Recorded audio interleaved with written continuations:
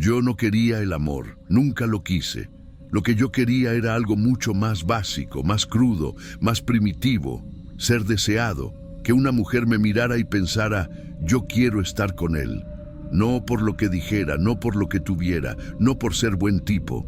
Quería que me desearan por el simple hecho de existir, que se les secara la boca con solo olerme. Pero eso nunca pasaba. Trabajé por más de 10 años vendiendo perfumes de catálogo. Iba tocando puertas, ofreciendo fragancias baratas con nombres en francés mal escritos. Fingía una sonrisa, mostraba una educación impecable, incluso daba consejos de uso. Pero por dentro, yo apestaba a frustración. A veces miraba a los hombres que me abrían la puerta. Gente común, con panza, con mal aliento, con la camiseta rota. Y aún así, sus esposas les hablaban con dulzura. Les servían café, les acariciaban el brazo. ¿Por qué ellos sí? ¿Qué tenían ellos que yo no? Con el tiempo dejé de admirar. Empecé a odiar. Odiaba ver parejas felices, hombres caminando con sus novias de la mano. Odiaba ver cómo se reían juntos, cómo se besaban en público. Era un odio silencioso, pero cada día más pesado, más pegajoso, más enfermo. Hasta que un día, algo en mí se quebró. Fue un jueves, de esos calurosos, en pleno centro de Guadalajara. Acababa de perder una venta, la tercera del día. Me senté en una banca del mercado municipal con las muestras en el bolso y un nudo en el estómago, y ahí la vi. Una mujer mayor, con el rostro lleno de grietas como si el tiempo la hubiera esculpido con cuchilla. Tenía un puesto en un rincón oscuro del mercado, escondido entre puestos de veladoras, hierbas secas y muñecos sin ojos. Me llamó la atención porque no ofrecía nada. Solo estaba ahí, sentada, mirándome. No sé por qué me acerqué. No dije una palabra. Solo me paré frente a ella, esperando no sé qué. Ella me observó durante un largo rato. Luego metió la mano en una caja de madera y sacó algo envuelto en un pañuelo negro. Lo colocó entre nosotros y habló con voz baja, rasposa. Este amuleto fue creado por un brujo que murió deseando ser amado. Lo dejó incompleto. Si tú estás dispuesto a terminar lo que él empezó, podrás tener lo que nunca tuviste, el deseo de los demás. Pero no hay vuelta atrás. No dije que sí, no dije que no. Solo la miré. Ella desenvolvió el objeto. Era una pieza pequeñita como un corazón de cristal negro. Tenía hilos dorados cosidos a mano, cruzando la superficie como si fueran venas. En el centro, una espiral, una grieta fina que parecía respirar. Era hermoso. Y al mismo tiempo, me dio miedo. Para activarlo, continuó, deberás hacer 3 promesas y dejar caer una lágrima sobre él. Solo así funcionará. Yo, en ese momento, no sabía si estaba loco o desesperado, pero sentía que ya no podía seguir igual. Así que lo acepté. Esa noche, en el cuarto rentado de una pensión barata, seguí las instrucciones. Apagué la luz, encendí una vela negra que venía en la misma bolsa, me desnudé frente al espejo y sostuve el amuleto sobre mi pecho. Y lloré. No fue difícil. Tenía años acumulando esas lágrimas. Mientras caía la primera, repetí en voz baja las 3 promesas. 1. Nunca forzarás. El deseo vendrá a ti libremente. 2. Nunca te apegarás, porque lo que viene fácil se va con violencia. 3. Nunca entregarás el amuleto a otro, ni lo perderás, o él tomará por cuenta propia. La lágrima tocó el cristal y algo se encendió en mi piel, como una fiebre lenta. Como si una aguja caliente se deslizara por mis venas, y al día siguiente algo ya era diferente. No me volví más guapo, no me crecieron músculos, no tenía más dinero, pero algo en mi presencia cambió. La gente me miraba más de lo normal. Algunas mujeres sonreían antes de que yo hablara. Otras se reían sin razón aparente, como nerviosas. Y lo más raro, mi perfume, ese barato de catálogo, empezaba a provocar reacciones insólitas. Una señora de unos 50 años me invitó a pasar a su casa para ver otras fragancias. Una joven universitaria me tocó el brazo al despedirse, como si no quisiera que me fuera. En una sola semana tuve más citas que en los últimos 5 años.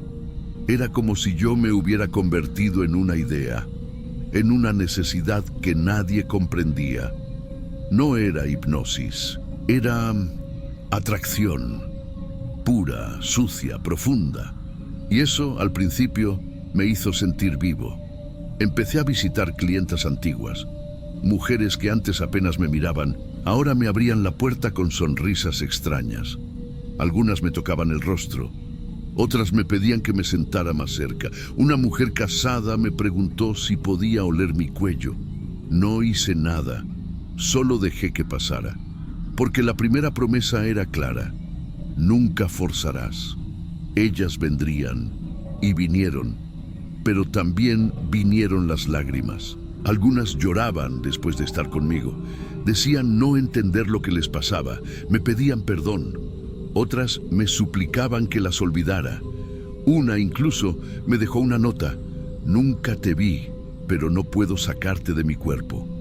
Fue ahí que empecé a entender lo que significaba tener el deseo de alguien sin amor. Es como si bebieras agua salada, sacia por un momento y luego te seca por dentro. Y así fue como conocí a Camila, una mujer distinta, una que no me deseó desde el primer momento. Y esa fue mi primera caída. Camila tenía alrededor de 40 años, médica, segura, elegante, de esas mujeres que no piden permiso para existir. Su mirada era recta, casi fría, como si pudiera ver más allá de la piel. La conocí cuando llevaba un pedido a una clínica pequeña. Me miró, sí, pero no como las demás. No había deseo en sus ojos, no había curiosidad, solo juicio. Y eso me desarmó. Por primera vez desde que activé el amuleto, sentí que alguien me atravesaba sin doblarse, como si ella supiera que yo no era más que un envoltorio con grietas por dentro. Y aún así, yo la deseé, con una fuerza que me hizo temblar. La esperé por días frente a la clínica. Le inventé excusas para volver, pero ella seguía igual, distante, firme, inmune, y eso me estaba matando. Empecé a hacer rituales extraños, mezclé lágrimas con cabellos, le recité frases antiguas al amuleto, incluso dormí con él apretado contra el pecho. Nada funcionaba. Camila no me deseaba, y sin su deseo, yo me sentía invisible, hasta que hice lo que juré no hacer. Una noche esperé a que saliera de su casa. Me metí por una ventana del segundo piso, busqué su cama y dejé una gota de mi sangre sobre la almohada. Luego, con la vela negra encendida, susurré el verso que venía escrito en la parte trasera del envoltorio, uno que nunca había leído en voz alta: lo que no me desea, me deseará por compasión. A la mañana siguiente, ella me llamó. Su voz era diferente, nerviosa, rota. Me pidió vernos. Cuando nos encontramos, me abrazó como si acabara de despertar de un mal sueño.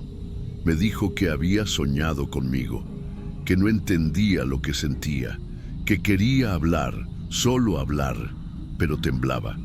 Y esa noche se entregó, pero no como las demás.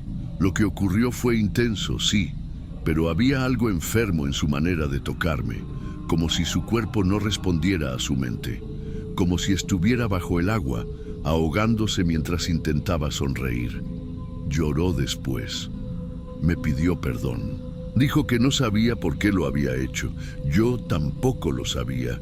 Los días siguientes, Camila se fue apagando. No me respondía, no comía. Sus compañeras de trabajo me llamaron preocupadas. Yo sabía lo que había hecho, pero ya era tarde. Una tarde, me llamaron para avisarme que había fallecido. Dormida, silenciosa. Dejó un billete escrito a mano, que aún conservo.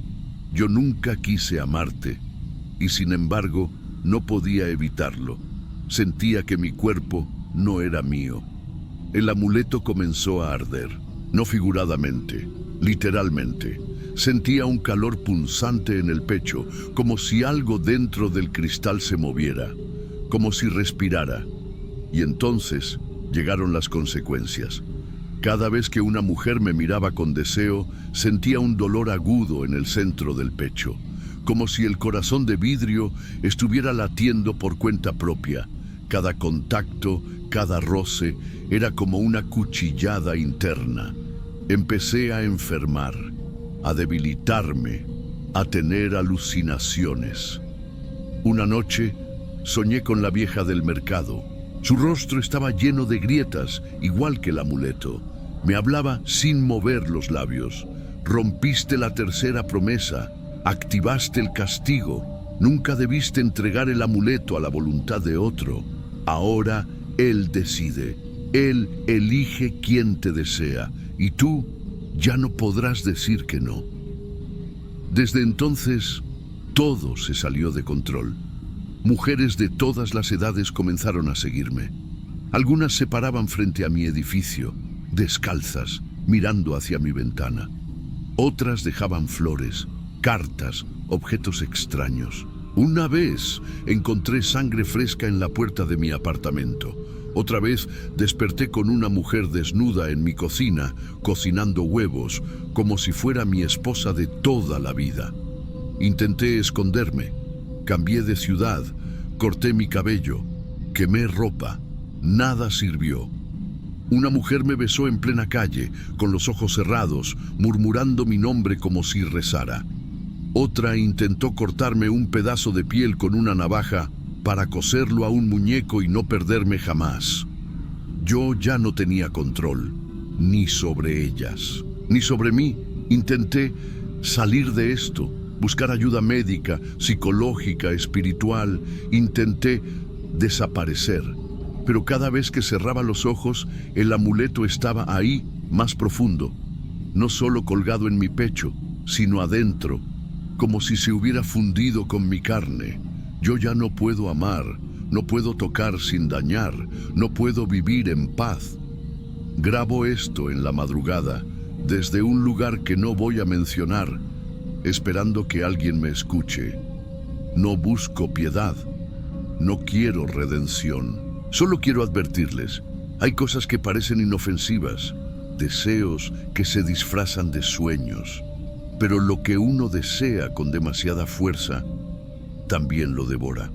Si alguna vez encuentras un amuleto parecido, negro, con hilos dorados y una grieta espiral, no lo toques. Y si ya lo hiciste, nunca rompas las 3 promesas, porque no hay vuelta atrás. Y no sabes a quién vas a convertir en tu próximo reflejo.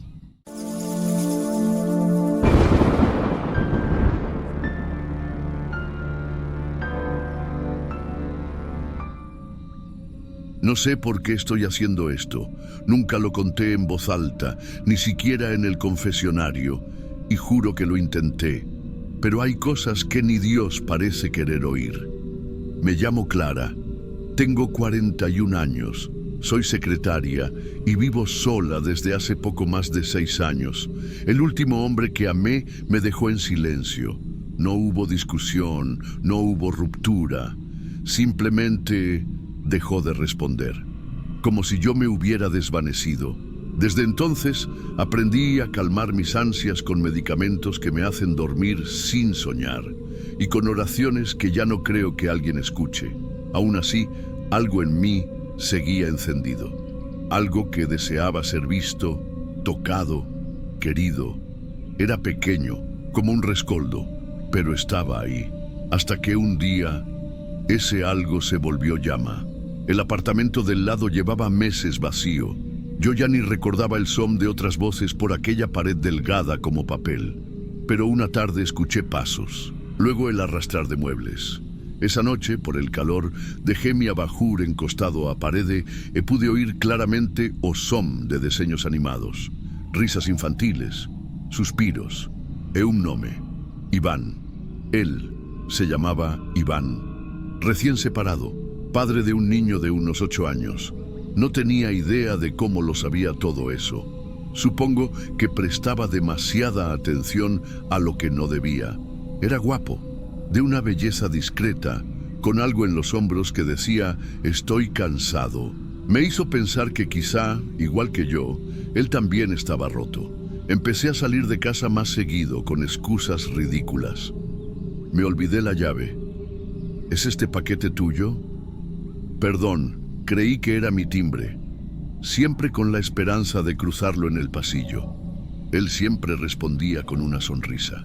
Cortés, educada, pero vacía. Era amable, pero no me veía. Y yo me estaba enamorando del reflejo de alguien que no sabía que yo existía. Un sábado fui al mercado popular, ese que se instala los fines de semana en la plaza. Pensaba comprar unos tomates y terminé frente a un puesto de santos, piedras y frascos con etiquetas escritas a mano. Me llamó la atención una mujer mayor con trenzas grises que me miraba sin parpadear. Tenía los ojos de alguien que ya ha visto demasiado. Sin decir palabra, me entregó una vela negra, gruesa, sin mecha. Venía envuelta en una cinta roja. No estás rota, me dijo. Estás vacía. Pero hay algo que puede llenarte, aunque no sea para siempre. Yo no le respondí. Me quedé inmóvil. Ni siquiera sabía qué buscaba. Y aún así, tomé la vela. Pagué por ella como quien paga por un secreto. Me explicó las instrucciones en voz baja, como si me confiara algo prohibido. Tienes que meter dentro una foto de él. Escribe su nombre completo con una aguja. Úntala con aceite de sándalo. Luego, cada viernes por la noche, enciéndela diciendo, ven a mí como si mi alma fuera tuya. Mi nombre te quema, mi silencio te llama. Y eso fue todo. Volví a casa con las manos temblando. Me sentía ridícula. ¿Qué estaba haciendo? No creía en brujerías, ni en rezos a la sombra. Pero esa noche dormí con la vela en la mesa de noche. Y soñé con Iván. Pasé días buscando una forma de conseguir una foto. No tenía redes sociales, no tenía cómo pedírsela. Hasta que un día escuché al niño reír con el celular del padre en la mano. Me asomé por la mirilla. El niño se sacó una selfie accidental e Iván apareció al fondo. Un golpe de suerte o destino. Capturé la imagen desde la grabación del portero electrónico, la imprimí, la recorté y la doblé con cuidado hasta que encajó justo dentro de la vela. Ese viernes encendí una vela blanca primero como si eso limpiara mi conciencia. Luego tomé la negra ya preparada, la toqué con la llama y aunque no tenía mecha, encendió. Una llama lenta, densa, que parecía moverse como si respirara. Recité las palabras con voz trémula. Y me quedé mirando. No pasó nada, pero el aire se sentía más pesado. El silencio era más denso, como si la habitación estuviera llena de algo que no podía ver. La semana siguiente, Iván tocó a mi puerta por primera vez. ¿Tienes azúcar?, me preguntó rascándose la nuca. Parecía incómodo, casi perdido. Le di el azúcar. Casi no respiré mientras él estuvo ahí. El viernes siguiente encendí la vela otra vez. La tercera semana recibí un pequeño paquete colgado de mi puerta. Era un llavero en forma de corazón, con la letra C. Según la nota, era un regalo del niño. Y en la cuarta semana, Iván me invitó a tomar vino. No sé explicar cómo pasó. Estaba distinto, más suelto, más cercano, más necesitado. Habló de su separación, de lo duro que era ser padre solo. Me tocó la mano sin querer, luego sin miedo.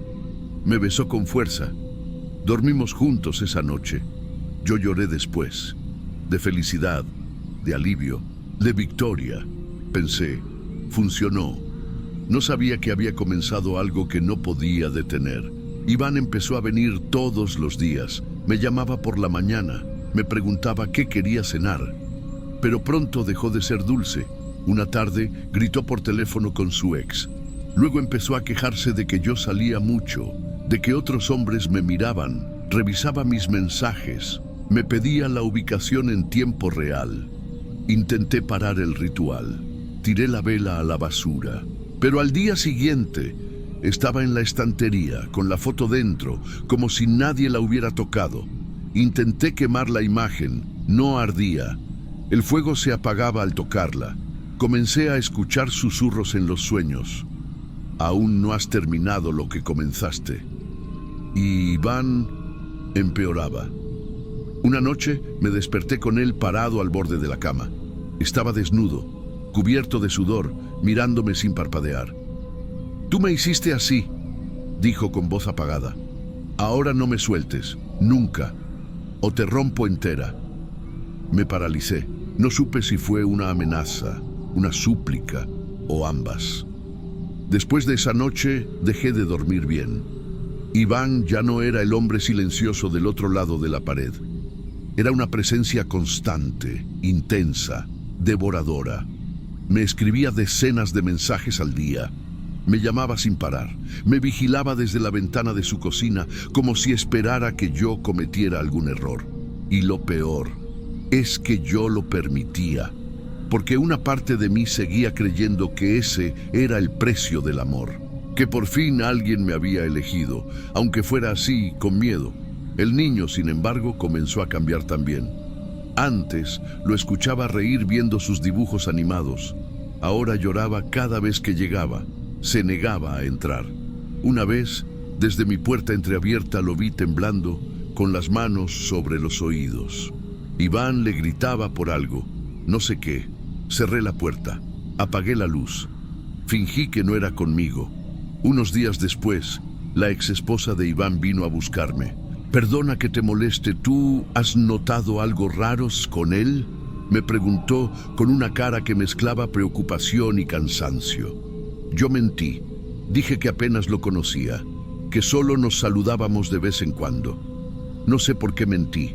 Tal vez porque ya me sentía culpable, tal vez porque temía que si hablaba, algo peor pasaría. Y pasó.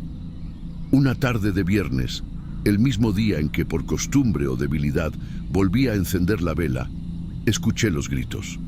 Después, el golpe de un motor.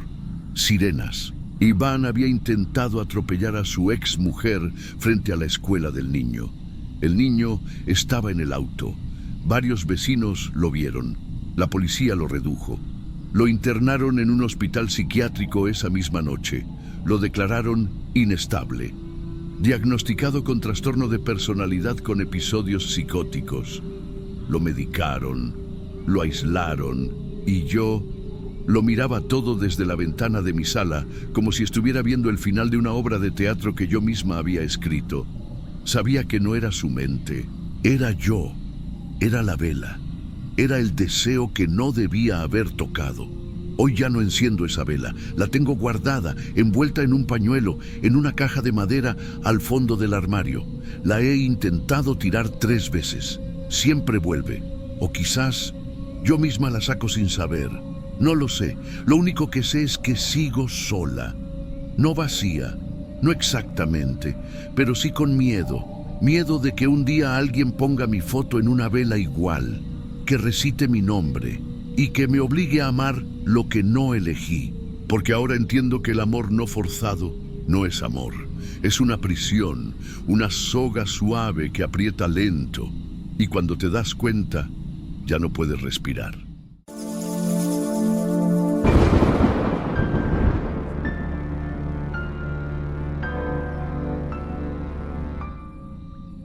Siempre me consideré una persona racional, de esas que no se deja llevar por lo emocional, mucho menos por supersticiones. Trabajo como contador desde los 22, llevo una vida estable sin muchos altibajos. Fui criado en una familia religiosa, crecí dentro de la iglesia evangélica del barrio y aunque no era fanático, me gustaba ayudar con lo que podía. Contabilidad, organización de eventos, campañas solidarias, nada fuera de lo normal. Por eso mismo me incomodaba tanto Isabel. Isabel era diferente. No sabría decir qué exactamente. Tenía una voz suave, de esas que parece que apenas rompen el silencio, pero sus ojos, esos ojos no pestañeaban cuando te miraban. Y a mí me miraba demasiado.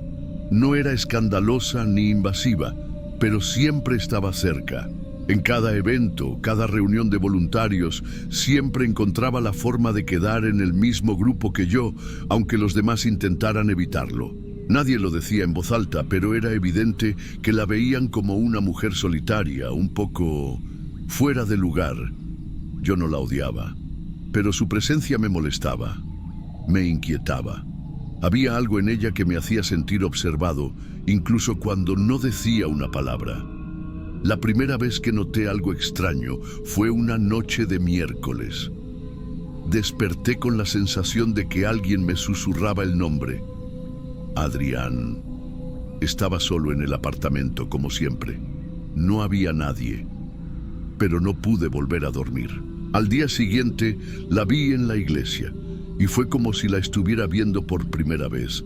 Isabel se veía distinta, más hermosa. No era solo una cuestión física, era algo en su manera de caminar, en cómo movía las manos, en cómo inclinaba un poco la cabeza cuando hablaba. Nunca lo había notado antes. Y su perfume, dulce, denso, parecido al incienso, algo que no olvidas fácil. Empecé a buscarla con la mirada sin darme cuenta. Después, con intención. En menos de 2 semanas, ya estaba escribiéndole todos los días. Buscaba excusas para ir a su casa. Le ofrecía ayuda con cosas mínimas: cambiar una bombilla, revisar una gotera, cargar unas bolsas del supermercado. Cosas que ni hacía por mi madre. Y ella me dejaba entrar, siempre. Para entonces ya me había distanciado de mi novia de 3 años, sin motivo real, solo perdí el interés. Mis amigos lo notaron, mis padres lo notaron. Decían que estaba cambiado, que no era yo. Yo también lo notaba, pero no me importaba. Había algo en Isabel que me atraía de una forma que no podía explicar. Era como si una parte de mí la hubiera amado toda la vida. Y recién ahora se diera cuenta. Ella no era cariñosa, nunca me decía cosas bonitas.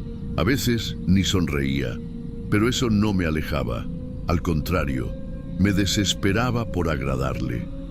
Empecé a tener dolores de cabeza constantes, sudores nocturnos.